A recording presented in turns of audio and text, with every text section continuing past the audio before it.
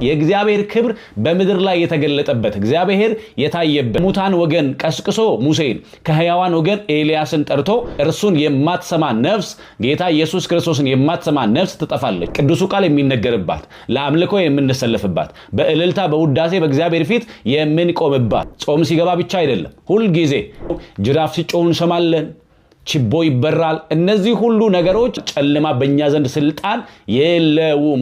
ሰላም ተወዳጆች በእያላችሁበት የምድር ዳርቻ እግዚአብሔር ሰላም ይብዛላችሁ። ሁላችሁም እንኳን ለደብረ ታቦር በዓል በሰላም አደረሳችሁ። እንግዲህ ቪዲዮውን ማየት ስትጀምሩ ላይክ ሰብስክራይብ ሼር ማድረጋችሁን እንዳትረሱ። እንግዲህ የደብረ ታቦር በዓልን በየዓመቱ እናከብራለን። ከጌታ አበይት 9 በዓላት መካከል አንዱ በዓል ነው የደብረ ታቦር በዓል ማለት ነው። ይህንን በዓል አንስተን ስናከብር ምናልባት ከበዓሉ ጋር ተያይዘው ብዙ የሚነሱ ትውፊቶች አሉ ወይ ደግሞ የምናደርጋቸው ትውፊቶች አሉ። በተመሳሳይ ደግሞ በትውፊቶቹ ምክንያት ትችቶች ሲዘነዘሩ ወይ ደግሞ ትችቶች ሲነሱ እናያለን ከሌሎች ሰዎች ማለት ነው። ከትውፊቱ ጋር የሚመጡ ከትውፊቱ ጋር የሚነሱ ሐሳቦች በእርግጥ መጽሐፍ ቅዱሳዊ አይደሉም ወይ መጽሐፍ ቅዱሱን የሚተቹ መጽሐፍ ቅዱሱ ጋር በተቃራኒ የሚሆኑ አይደሉም። ቅዱስ ጳውሎስ በቃላችንም ቢሆን በጽሁፋችን የነገርናችሁን ይላል። ስለዚህ ክርስቲያን በጽሁፍ ያለውን ቅዱስ ትውፊት እንዲሁም ደግሞ በጽሁፍ ያለውን እንዲሁም ደግሞ በንግግር ያለውን ወይ ደግሞ በቃላት የተላለፈውን ቅዱስ ትውፊት የሚቀበል ነው ክርስቲያን ማለት ነው። ደብረ ታቦርን ስናከብር ደብረ ታቦር ማለት የታቦር ተራራ ማለት ነው። ጌታችን ኢየሱስ ክርስቶስ ደቀ መዛሙርቱን ከ6 ቀን በኋላ ወደ ረጅም ተራራ በእርግጥ የሐዲስ ኪዳን መተርጉማን ቅዱስ ተራራ ሚሉታል ረጅም ተራራ ሚሉታል ወደ ደብረ ታቦር ይዟቸው እንደወጣ ወይ ደግሞ ወደ ታቦር ተራራ ይዟቸው እንደወጣ እንመለከታለን። እንግዲህ የታቦር ተራራ ብዙ ታሪክ አለው በብሉይ ኪዳን ውስጥ ማለት ነው። ለዚያ ቅዱስ ዳዊት ታቦር ወአርሞኒየም በስመ ዚአከ ይትፌሶ ይላል። ታቦርና አርሞኒየም በስምህ ደስ አላቸው ይላል። በእርግጥ ታቦርና አርሞኒየም በስሙ ደስ የሚላቸው ተራሮች ናቸው። እነዚህ ተራሮች ከሲሳራና ባርቅ ጋር ተያይዘው ታሪክ አላቸው እንደዚሁ። ስለዚህ በደብረ ታቦር ተራራ ላይ ወይ ደግሞ ረጅም ወደሆነ ተራራ ጌታችን ኢየሱስ ክርስቶስ ደቀ መዛሙርቱን ይዟቸው ወጣ። ከስንት ቀን በኋላ ይላል? ከ6 ቀን በኋላ ይላል። ይሄንን የመጽሐፍ ቅዱስ ክፍል ስታነቡ ከ6 ቀን በኋላ ሲል የማቴዎስ ወንጌል ምዕራፍ 16 ላይ ጌታችን ኢየሱስ ክርስቶስ ሰዎች የሰው ልጅ ማን እንደሆነ ይሉታል ብሎ ከጠየቃቸው በኋላ እነርሱም በቅዱስ ጴጥሮስ በኩል አንተ ውእቱ ክርስቶስ ወልደ እግዚአብሔር ሕያው አንተ ክርስቶስ የሕያው እግዚአብሔር ልጅ ነህ ብለው ከመለሱ ከ6 ቀን በኋላ ወደ ረጅሙ ተራራ ወይም ወደ ቅዱሱ ተራራ ወደ ደብረ ታቦር ይዟቸው ወጥቷል ማለት ነው። ይሄንን የታቦር ተራራ ላይ ደቀ መዛሙርቱን ይዟቸው ከወጣ በኋላ በዚያ ከነርሱ ጋር ሳለ ፊቱ እንደ ፀሐይ ያበራ የልብሱም እንደ ብርሃን ነጭ ሆነ ብሎ መጽሐፍ ቅዱሱ ይነግረናል። ከዚህ በኋላ ግን ይሄ ከሆነ በኋላ ሙሴና ኤልያስ በዛ ታዩአቸው ይላል።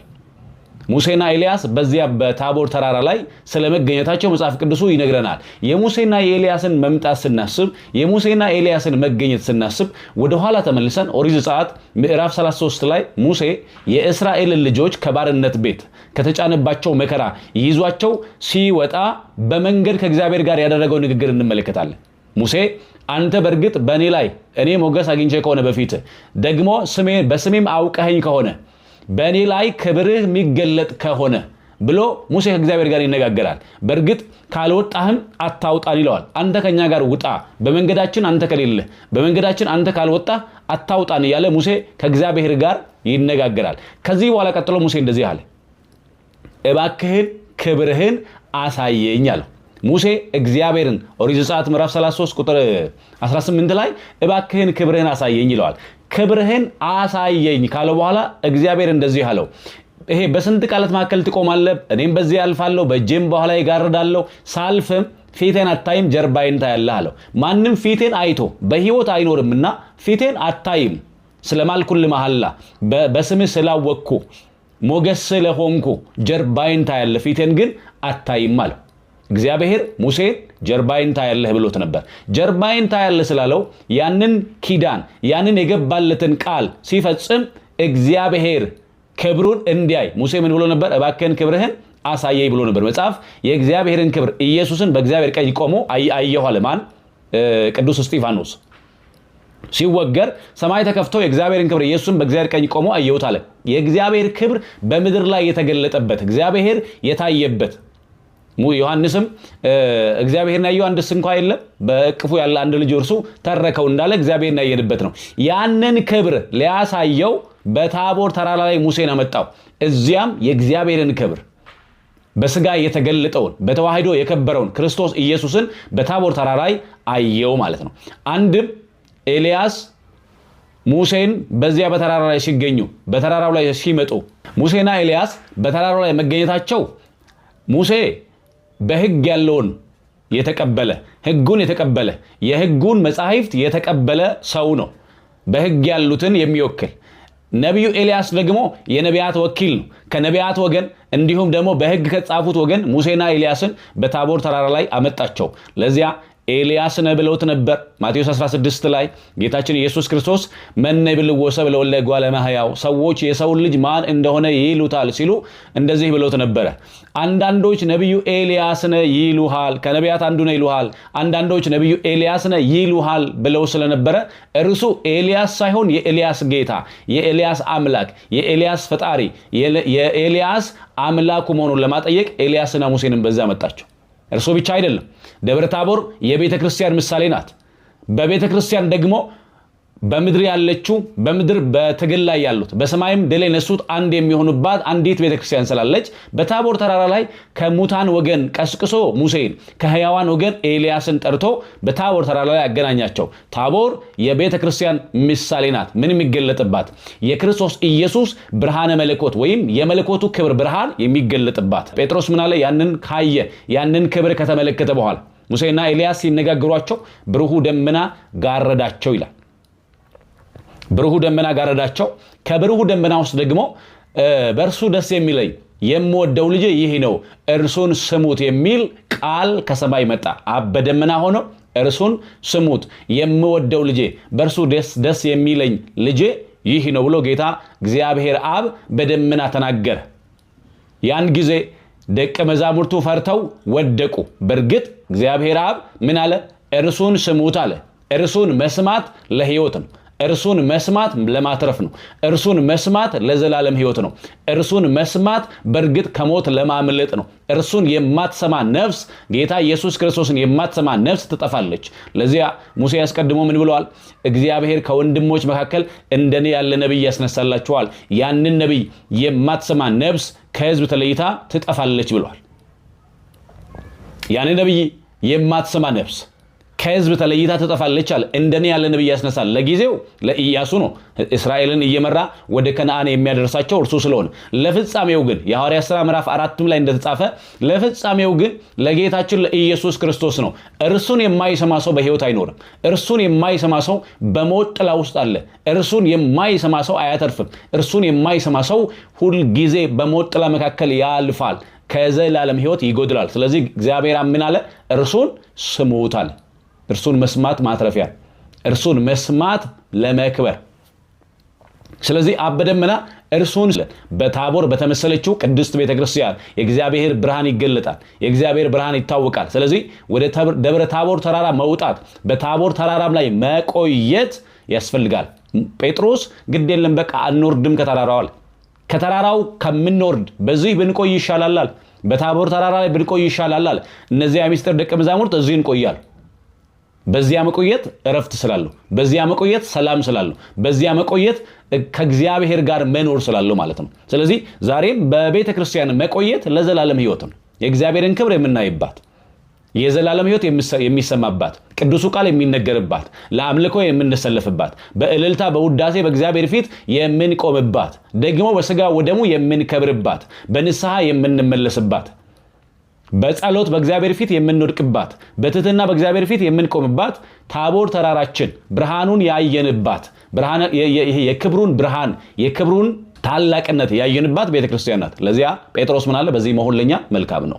ዛሬም የቤተክርስቲያን አዋጅ በዚህ መሆን ለኛ መልካም ነው። በቤተክርስቲያን መሆን ጾም እስኪፈታ አይደለም፣ ጾም ሲገባ ብቻ አይደለም። ሁል ጊዜ በታቦር ተራራ ላይ መሆን፣ ሁል ጊዜ በታቦር ተራራ ላይ መቆየት ለኛ እጅግ መልካም ነው። ከዚያ መጽሐፍ እንደዚህ ይላል ቁጥር 8 ላይ ደቀ መዛሙርቱ ወድቀው ሳለ ጌታችን ኢየሱስ ክርስቶስ ዳሰሳቸውና አይዟቸው አትፍሩ እኔ ነኝ አላቸው ይላል። ፈርተው ደንግጠው ወድቀው ነበር። ከዚያ እንደዚህ አለ። ይሄ የሚያጸናቸው ሁልጊዜም ሲደነግጡ፣ ሲራወጡ፣ ሲፈሩ የሚያቅፋቸው የሚዳስሳቸው ጌታ ቀርቧቸው ዳሰሳቸውና አይዟቸው አትፍሩ እኔ ነኝ አላቸው። እነርሱም ነቁ፣ ከወደቁበት ሲነሱ ከኢየሱስ ብቻ በቀር ማንንም አላዩም ይላል መጽሐፍ። ወድቀው ነበር አስቀድሞ ሙሴና ኤልያስን አይተዋል። አሁን ግን ከወደቁበት ሲነሱ ከኢየሱስ ብቻ በቀር ማንንም አላዩም ይላል። ዛሬ ብዙ እኮ እናያለን። ብዙ ነገር እያየን ነው በምድራችን ላይ። ብዙ የክፋት ስራዎችን እናያለን። ብዙ ነገር እንሰማለን። ብዙ ነገር እናያለን። ነገር ግን አይኖቻችን ማንን ቢያዩ ይሻላል? መስቀሉን ቢያዩ ማትረፊያ ነው። መስቀሉን ማየት፣ ኢየሱስን ማየት፣ ክብሩን ማየት፣ ታላቅነቱን ማየት፣ ኃያልነቱን ማየት፣ ጌታን በክብሩ ሁል ጊዜ መመልከት። ደቀ መዛሙርቱ ያዩት እሱ ነው። የዮሐንስ ወንጌል ምዕራፍ 12 ላይ ቁጥር 21 ጀምሮ እንደምናነበው እነዚያ የግሪክ ሰዎች መጥተው ወደ ፊልጶስ ጌታ ሆይ አሉት፣ የናዝሬቱ ኢየሱስን ልናይ እንወዳለን አሉ። ፍልስፍና ብዙ ጊዜ ሰምተናል፣ አይተናል። ጥበብን ብዙ ጊዜ አይተናል፣ ሰምተናል። ብዙ ጊዜ ብዙ ነገር አይተናል። አሁን ግን አሉ ለዓይናችን እረፍት የሚሆነውን የፍላጎት ዝርዝር መክደኛ ማብቂያ የሆነውን የናዝሬቱ ኢየሱስን ማየት እንፈልጋለን አሉ። ማብቂያ ነው እርሱን ማየት፣ ኢየሱስ ክርስቶስን በክብሩ ማየት፣ ኢየሱስ ክርስቶስን በአምላክነቱ ማየት፣ ኢየሱስ ክርስቶስን በማዳኑ ማየት የፍላጎት ዝርዝርን ከድኖ በእርሱ ማረፍ ነው። ስለዚህ ደቀ መዛሙርቱ ሲነሱ ከኢየሱስ ብቻ በቀር በእርግጥ ማንንም አላዩም ይላል መጽሐፍ። ይሄ ክብሩ የተገለጠበት ተራ ሰው ሲመስላቸው የነበረው እንዲሁ ነብይ ሲመስላቸው የነበረው ከነቢያት አንዱ ነው ሲሉት የነበረው የነቢያት ራስ መሆኑን ያዩበት የነቢያት አምላካቸው መሆኑን ያዩበት ነው። ስለዚህ የደብረ ታቦርን በዓል ስናከብር እጅግ ደስ በሚል በታላቅ ድምቀት ነው። ነገር ግን እንግዲህ ቡሄ ሲባል ለምሳሌ አንዳንዱ ሰው ዝም ብሎ ልማድ ይመስለዋል። ቡሄ ማለት ብርሃን ገላጣ ማለት ነው፣ ክብርም ማለት። ስለዚህ በቡሄ ብርሃኑን የምናይበት፣ ክብሩን የምናይበት፣ መገለጡን ያየንበት በዓል ነው የደብረ ታቦር ወይም የቡሄ በዓል ማለት ነው። ከዚህ ጋር ተያይዞ ጅራፍ ሲጮህ እንሰማለን፣ ችቦ ይበራል። እነዚህ ሁሉ ነገሮች መጽሐፍ ቅዱሱን የሚያሳዩ የሚያጎሉ ናቸው፣ ትውፊቶች ናቸው፣ ቅዱስ ትውፊቶች። ለምሳሌ በቡሄ ዕለት ምእመናን በቤተ ክርስቲያን እንዲሁም በቤታቸው ችቦ ሰብስበው በአንድ ላይ አስረው ብርሃን ያበራሉ። ለኩሰው እሳት ይለኩሳሉ፣ ብርሃን ያበራሉ። ያ ችቦ ከሱ የሚወጣው ብርሃን ዝም ብሎ የመጣ አይደለም። ያንን በመጽሐፍ ቅዱስ የተጻፈውን የተገለጠውን ነገር ትርጓሜ እየሰጠንበት ነው። ቅዱስ ትውፊት ነው። ብርሃኑ ሲበራ ስናይ ያ ብርሃን ጌታችን ኢየሱስ ክርስቶስ በእርሱ ላይ የተገለጠውን ፊቱ እንደ ፀሐይ ያበራውን ልብሱ እንደ ብርሃን ነጭ የሆነውን እንደ በረዶ ነጭ የሆነውን ጌታ የምናሳይበት ነጎድጓዱን ማሳያ ነው። የጅራፉ ጩኸትም በወቅቱ የነበረውን ከክብሩ የተነሳ የሆነውን ነገር ለማጠየቅ ወይም ለማሳየት የሚደረጉ ናቸው። ስለዚህ በዚያ በታቦር ተራራ ላይ ጌታችን ኢየሱስ ክርስቶስ ክብሩን የገለጠበት ክብሩ የታየበት እኛ ብርሃን እያበራን ችቦ እየለኮስን እንዲህ ብርሃን ሆኖ ነበረ። ብርሃኑ እንዲህ ተገልጦ ነበረ። የጌታ ክብር እንዲህ አብርቶ ነበር። በጨለማ ለሚኖር ሕዝብ በእርግጥ እርሱ እውነተኛ ብርሃን የሆነው እውነተኛው ፀሐይ የጽድቅ ኢየሱስ ክርስቶስ ብርሃናችን ነው ስንል ችቦ እናበራለን። የጽድቅ ብርሃናችን እሱ ነው። የእውነት ብርሃናችን እሱ ነው። የክብር ብርሃናችን እሱ ነው። የጽድቅ ፀሐያችን እሱ ነው። ስለዚህ ያንን የጽድቁን ፀሐይ የጽድቁን ብርሃን ለዓለም ሁሉ የሚያበራውን ፋና የሚያበራውን ብርሃን ለቅዱሳን የሚያበራላቸውን ፋና እርሱን የሕይወት ብርሃን እናያለን። የሕይወት ብርሃናችን እሱ ነው። በታቦር ተራራ ላይ የተገለጠው ብርሃኑን አይተናል። እሱ ፀሐያችን ነው። በሞት ጥላ ስር ለነበረን በጨለማ ለተያዝን የጽድቅ ፀሐያችን ወጥቶልናል። በጽድቁ ፀሐይ እኛ ብርሃን አይተናል። በጽድቁ ፀሐይ ብርሃን ተገልጧል። ብርሃን ወጥቶልናል። ጨለማ ከኛ ርቋል። ጨለማ በእኛ ላይ ስልጣን የለውም። ለዚህ አይደል ሕዝብ ዘይነብሩ ጽልመት ብርሃነ አብይ ሰረቀ ላዕሌሆሙ በጨለማ የነበረ ሕዝብ አብይ ብርሃን ታላቅ ብርሃን ወጣላቸው እንደተባለ ታላቅ ብርሃናችን ወጥቶልናል። ታላቁ ብርሃን ተገልጧል። ታላቁም ብርሃን አይተነዋል። ጨለማ በእኛ ዘንድ ስልጣን የለውም።